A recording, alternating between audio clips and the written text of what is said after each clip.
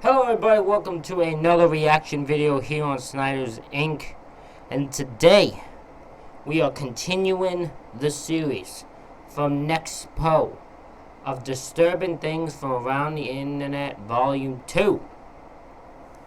Now, if I don't have the greatest energy, I am currently dealing with my second vaccination shot from COVID-19, so my it might kick my ass at any point while I'm recording it. So hopefully it doesn't, but we'll see. But yeah, I'm gonna be continuing the series up until pretty much it doesn't exist anymore. I don't know when that'll be. We'll find out. We're gonna do one a week when it comes to disturbing things from around the internet, and it's time we do another one. So, are you guys ready? 'Cause I'm ready. We begin in 3, 2, 1.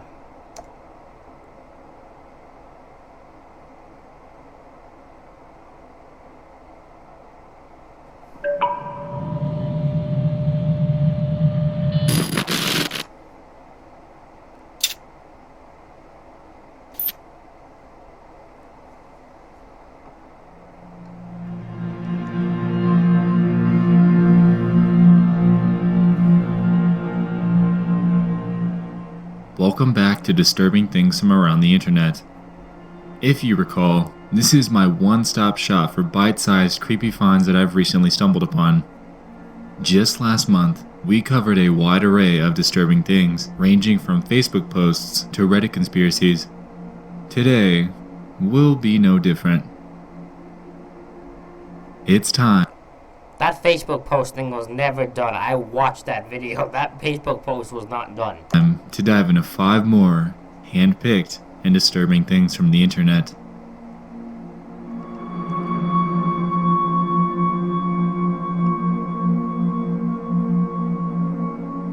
Back in 2010, there existed a Buffy the Vampire Slayer fan forum called the Bloody Board. It seemed to have been thriving for quite a few years, with posts dating way back to 2004. Jamie Marsters, a play on the name James Marsters, an actor on the show, ran this forum that contained over 40,000 posts. Everything seems fine here, right?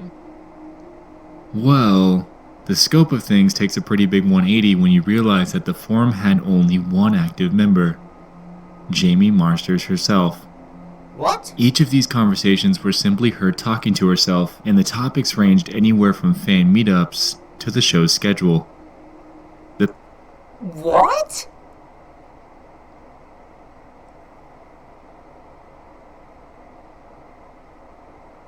So this girl created a forum page for Buffy the Vampire Slayer, and the only person that was active in it was the person who ran it themselves. And they were, look at many. Look at this. I remember replied to like 153. We had 5, we had 4, we had 13. This is us all mostly her? What the hell? That's weird. The peculiar thing about this is the math that comes with it. To keep up with the number of topics that were found on the forum, Jamie would have to have posted once every 84 minutes, 24 hours a day, 7 days a week, for 6 years. Alone. No matter her motive, it's just a little strange. Theories have been thrown. So she's a robot then? Or she has someone robot thing doing it for her? Because there's no way, that's not possible. Up that Jamie is a crazy superfan, and others believe that this entire thing was run by a bot. Has to be a bot. I buy bot too. I believe bot, because there's no way a person would be able to do that.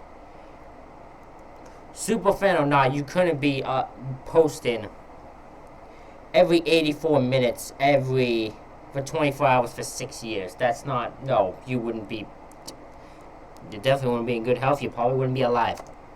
This actually leads to my next point. Unfortunately, in October of 2010, An article called "The 7 Most Unintentionally Creepy Places on the Internet" was posted by the website Cracked. And as you might have guessed, this board was on that list. What ensued afterwards was an endless barrage of people storming the board, posting vulgarities, pornography, and other unrelated, undesirable content. Ah, you pieces of shit. Ah. It's estimated that a total of 36,753 people flooded the place in the short span of 24 hours. After logging in and being surprised with the endless barrage of posts, Jamie ended up shutting down the board, casting it into internet oblivion. Oh, man.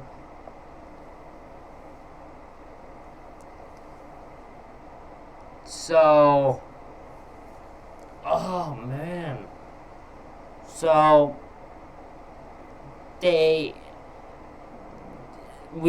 were probably trying to figure it out, and then a website did an article about 7 creepy places on the internet, and this was on it, and then people went on this and just started posting like just horrible stuff. Why though? You tell me this is what you do when you read these articles? You see creepy places on the internet and you just start doing a bunch of vulgar things on them? You weirdos! Get a life! Now we won't know the answer to this question because of you people. It turns out that Jamie had used this forum as a sort of news hub for the show so she could keep up with articles about meetups and conventions. The thing is, how big of a fan do you really have to be to make 40,000 posts to yourself? A little bit of a soup fan that needs help, mental help. But it's run by a bot, it has to be. In July of last year, a Facebook post was made by a user named Kiana who claimed to have had weird things happen to her for a while. She claims that about 3 years ago, I took this photo and realized that there was a face in the background. People said that it was my younger sibling or someone else at home, and it wasn't. Even if it was, I was using front-facing flash, and dark-skinned people like me and my brother don't show up in the dark when using front-facing flash. Anyway, people thought it was a lie, and it never was. Little things happen here and there, like my lights shutting off when I knew I had them on, or things moving right in front of my eyes. I try to ignore them, but tonight, I just so happened to be recording what I thought was a cute video of me petting my cat, and then you see my cat jump. The photo in question is this. If you're unable to see what she's talking about in the circle, I've done some enhancing for you. No! Bro! Bro! Bro!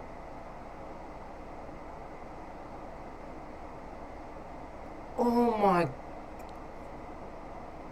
Bro!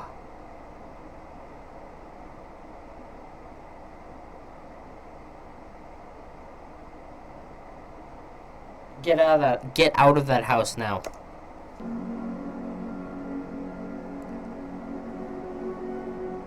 Now, for the video. Oh god. Oh god.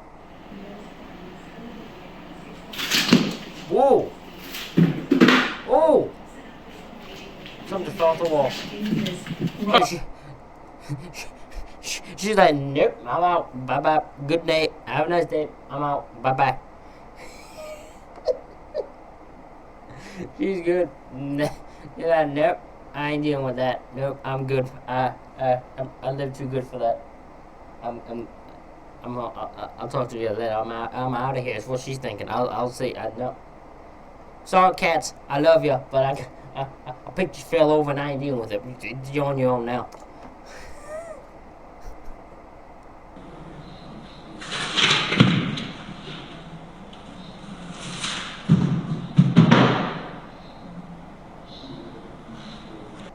So it fell from here, is I think what I'm getting. So.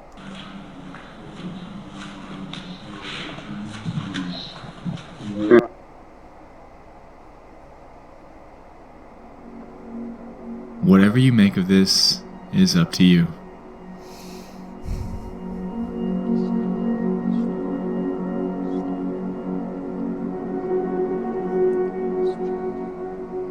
In 1978, an Australian pilot named Fred Valentich was flying over the Bass Strait in Australia and ended up disappearing under mysterious circumstances. Okay. To give some quick background, Fred held a Class 4 instrument rating with over 150 hours of flight time. He was also known as a pretty big UFO enthusiast. He embarked on a nighttime training flight over a 125-mile span of the Bass Strait on October 21st, 1978. Midway through his flight, he contacted air traffic control about an aircraft that was accompanying him. He claimed that the craft was flying at about 1,000 feet above him and seemed to be taunting him. The disturbing part is, his last words from the transmission were, "It's not an aircraft." A recreation of the flight transcript has been made and is as follows. Okay, let me... Delta Sierra Juliet, is there any known traffic below 5,000 feet? No known traffic. Seems to be a large aircraft below 5,000 feet. What type of aircraft is it? I cannot confirm. It's four bright, seems to me like landing lights. Can you describe the aircraft? As it's flying past, it's a long shape. Cannot identify it. It has such speed. It's before me right now, Melbourne. How large would the object be? Seems like it's stationary. What it's doing right now is orbiting. The thing is just orbiting on top of me. It's also got a green light and a sort of metallic, like, it's shiny on the outside. It's just vanished. That strange aircraft hovering on top of me again. It's hovering and it's not an aircraft.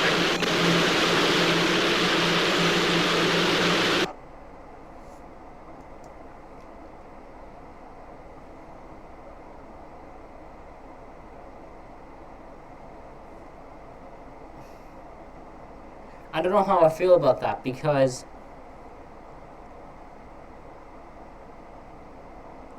it sounds believable, but it also doesn't. In the way that this guy just encountered a UFO and it took an airplane. Is that what we're supposed to get at? It just took the entire airplane? I mean, that's a bit of a stretch, in my opinion.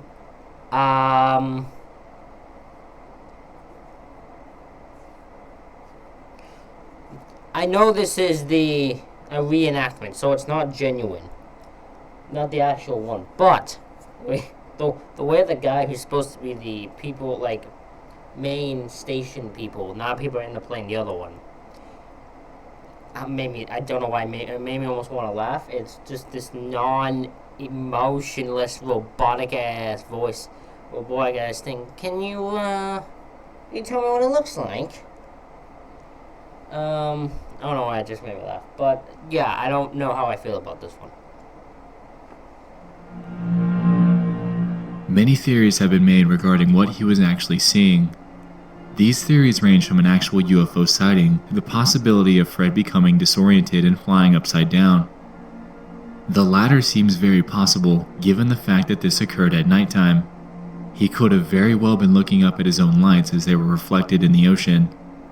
The one thing that unnerves me about this, though, is the fact that he made claims about it flying in front and behind him, and also that the lights he saw were green, when his craft had no green lights at all. The entire incident is intriguing as all hell, and a solid explanation is yet to be given. And never will be.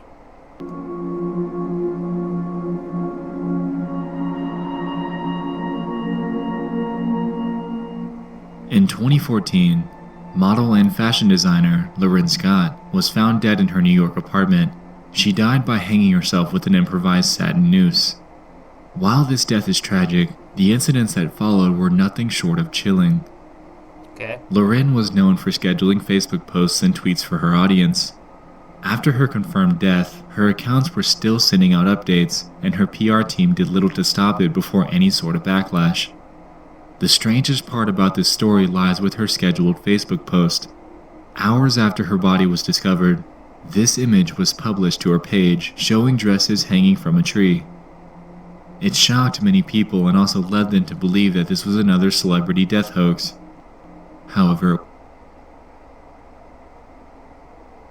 how interesting. No. So here's my thing. I can't say this is anything to do with the fact that she knew she was going to end her life, unfortunately. It's because I don't know how often she scheduled posts. Like, how often did she schedule them just for the day? Did she schedule them for, like, way ahead? You don't know. Because, I don't know how often, I don't, like, again, this is just maybe because I've never been in a situation, but I don't know if people plan when they're going to do it. When it comes to that situation. I think it somewhat just kind of happens on the day. I could be wrong. I'm not trying to get an answer for something on this. It's just, you know, I don't know what to say about this. If it's planned day of, then that's kind of creepy, to be honest. it wasn't. This was very real, and strangely, the image that she had scheduled to upload was, given the circumstances, nothing short of unnerving. I'd say.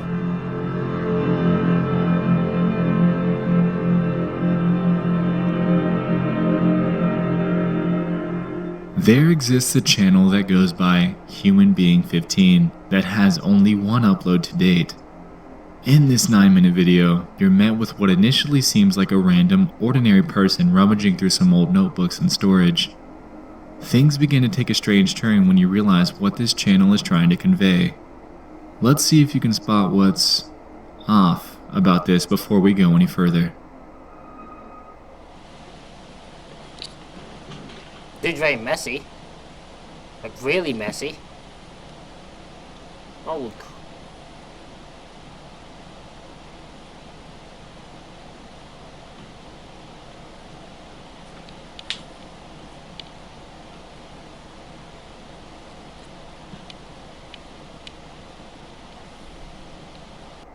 So this seems to be whatever all of this is dedicated to a guy named Diddy. Could be P. Diddy Holmes. I think that's how you say his name.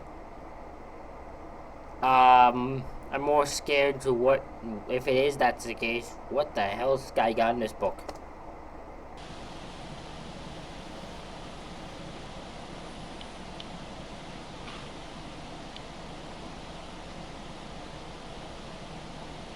Oh my god.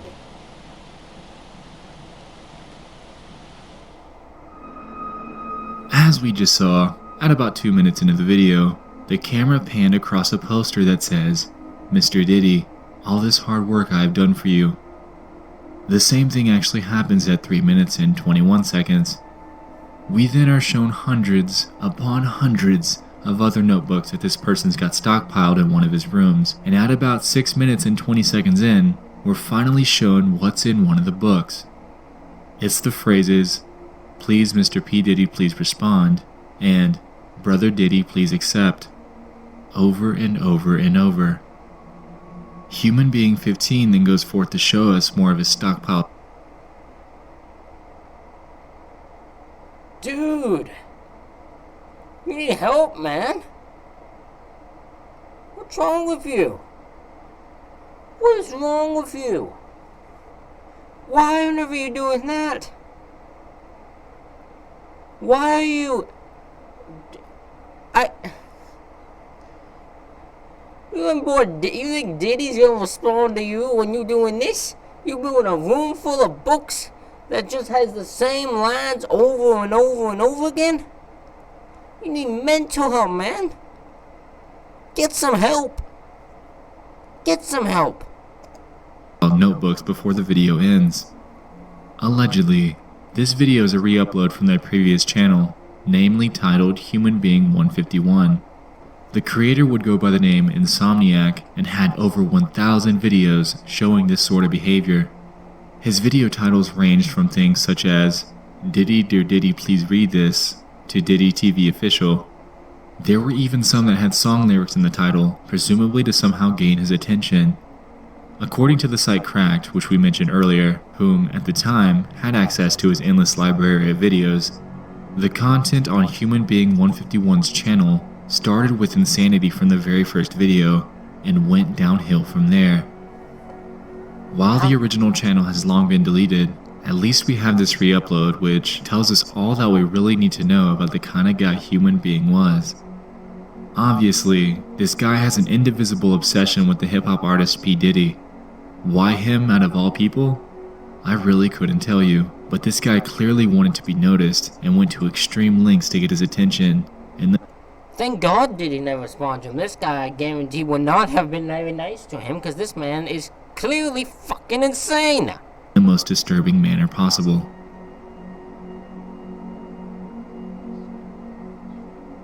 And there you have it. We just Well, I don't know what to say to that. I don't know what to say to that. That was insane.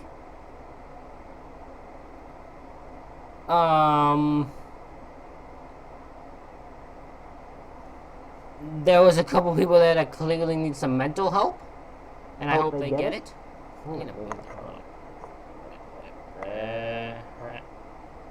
Okay, so it's just not gonna move past there.